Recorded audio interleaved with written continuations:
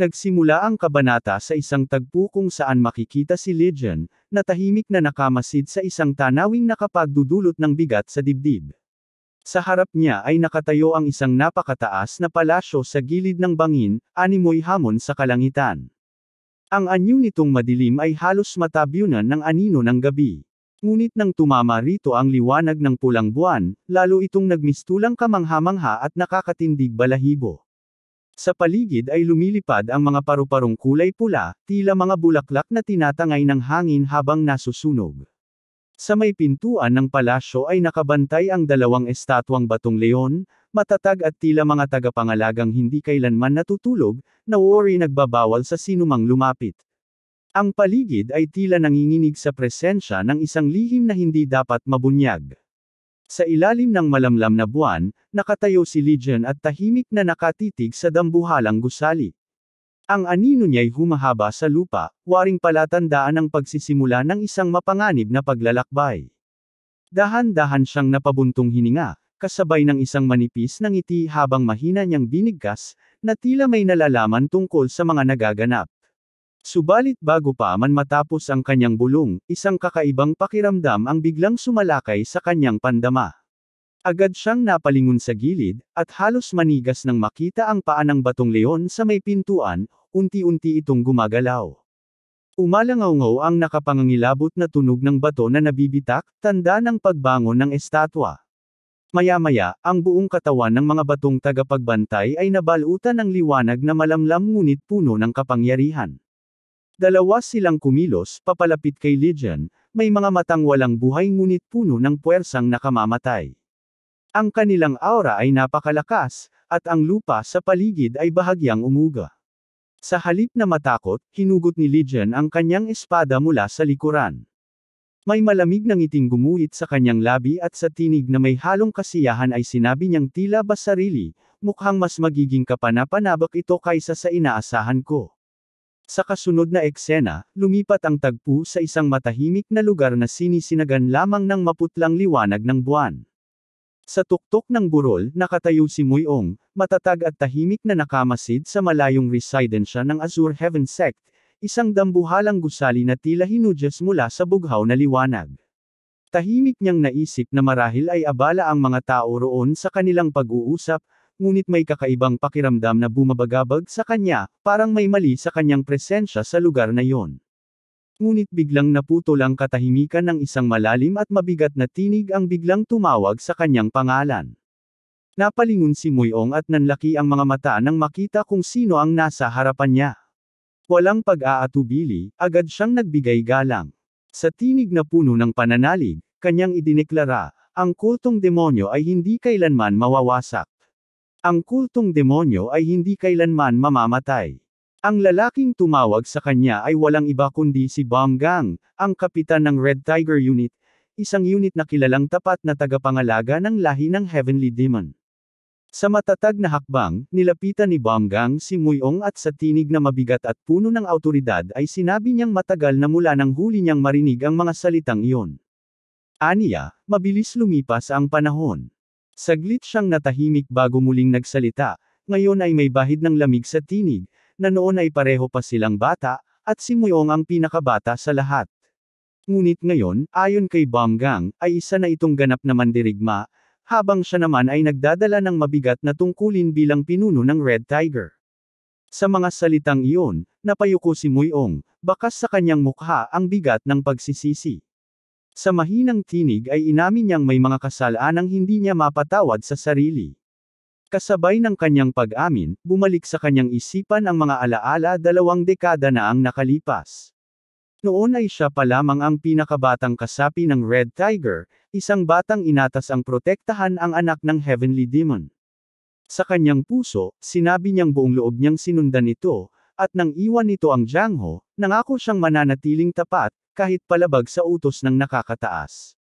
Ayon kay Muiong, iyon ang sariling panata niya, at ni minsan ay hindi niya pinagsisihan iyon. Ngunit habang bumabalik siya sa kasalukuyan, hindi na niya kayang itaas ang kanyang paningin. Sa puso niya'y mabigat ang pakiramdam ng pagkukulang, at sinabi niyang wala na siyang mukhang may haharap sa kanyang mga kasamahan matapos ang lahat ng nangyari. Nang makita ni Bamgang ang kanyang pagdurusa, isang banayad na ngiti ang gumuhit sa kanyang labi. Sa tinig na matatag ngunit may halong pag-unawa, sinabi niyang walang tinatawag na kasalaanang hindi mapapatawad.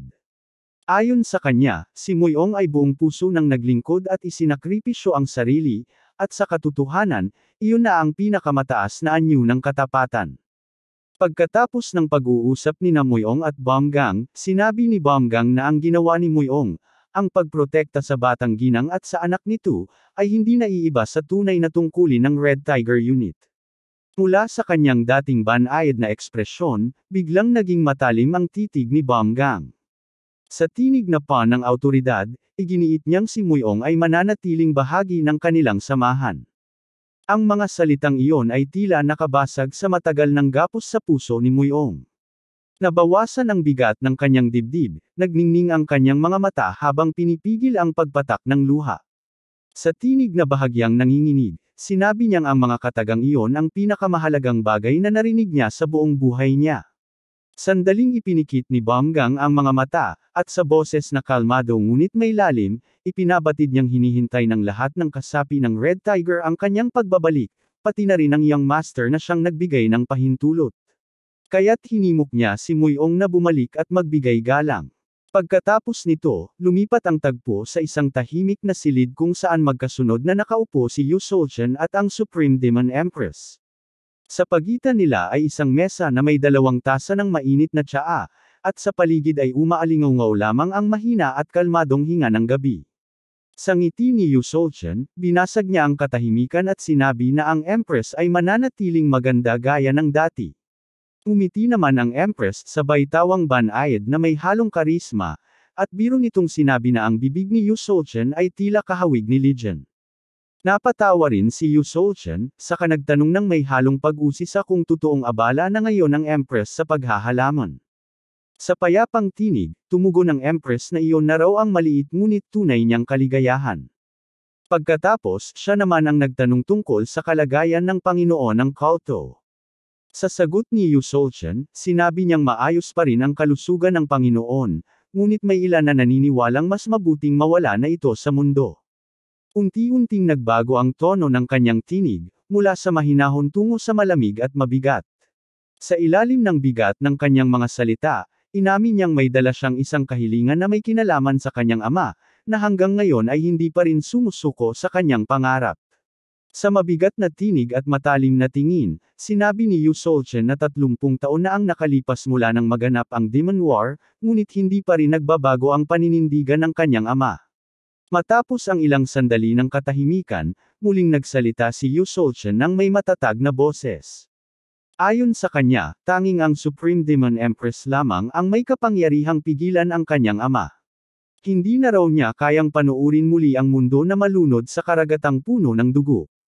Tahimik namang napatangala ang Supreme Demon Empress, saka dahan-daang huminga ng malalim. Ang tingin niya ay lumipad sa kalangitan sa labas ng bintana.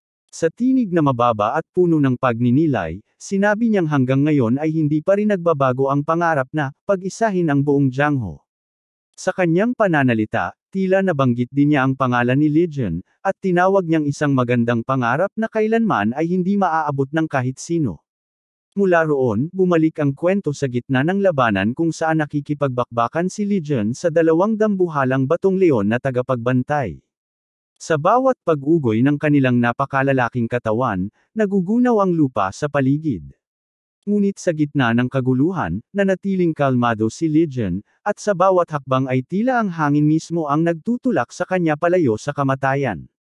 Sa isang mabilis na paggalaw, sumuot siya sa ilalim ng isa sa mga batong leon, at sa kislap ng pulang buwan ay kumikinang ang kanyang espada bago ito tumama ng diretso sa paa ng halimaw. Umalangaw-ngaw ang tunog ng pagkabasag ng bato habang nagkalasug-lusog ang malaking paa ng estatwa. Habang nagtatalsikan ang mga piraso ng bato, bahagyang ngumiti si Lijian at marahang nagsalita, na tila kumpirmadong alam na niya ang agos ng laban.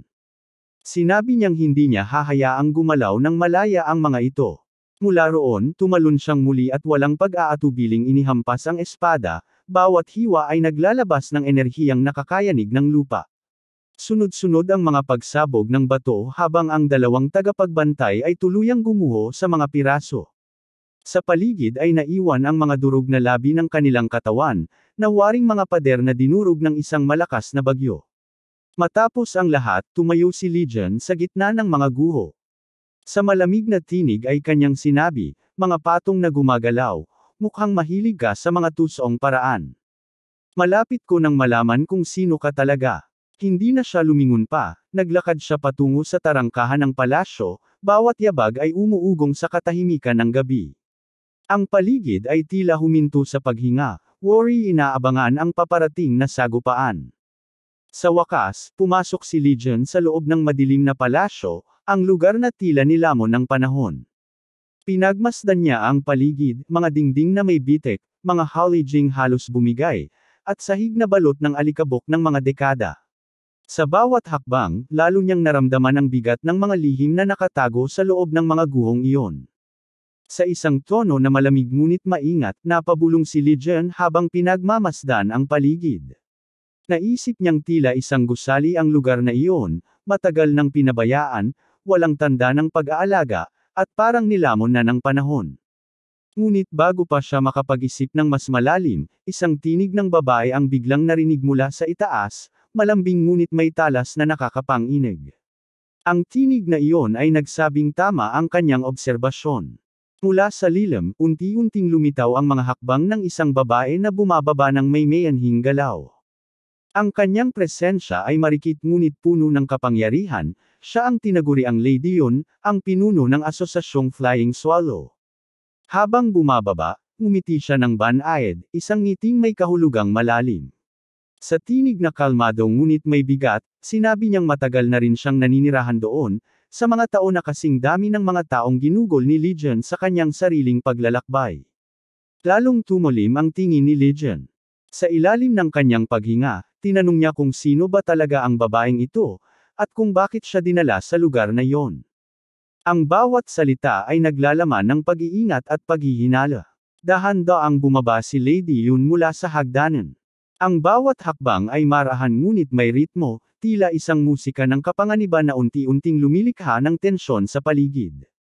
Nang makalapit siya kay Legion, marahan niyang iniangat ang kanyang folding fan, saka idinampi sa baba ni Legion upang bahagyang itaas ito. Sa titig na matalim at tinig na mababa ngunit mariin, sinabi ni Lady Yun na mukhang sabik na sabik itong malaman ang katotohanan. Kaya aniya, ipapakita niya ito mismo sa kanya. Biglang bumigat ang hangin sa loob ng bulwagan. Ang enerhiya ng dalawa ay tila nagsalpukan, ang matalim na aura ni Legion ay humaharap ngayon sa mapanganib na karisma ni Lady Yun. Nagtagpo ang kanilang mga mata, at sa sandaling iyon, parang dalawang mabangis na nilalang silang nagbabantay sa isa't isa, handa sa pag-atake, sa loob ng iisang kulungan ng kapalaran.